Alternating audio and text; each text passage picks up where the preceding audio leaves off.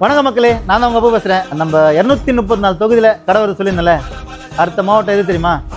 ஏல நம்ம திருநெல்வேலி பயில கூடுங்களேன். என்னல நல்லா இருக்கீங்களா?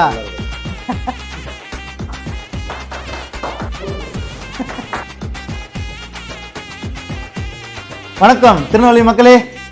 அப்பு கடை பிரியாணி கூட சீக்கிரத்தில் திருநெல்வேலி வருது. என்னப்பா திருநெல்வேலி என்ன ஃபேமஸ்? அல்வா தான். திருநெல்வேலியில் எப்போவுமே அல்வா தான். ஏல அல்வாக்குள்ள கொடுத்துட மாட்டோம்ல?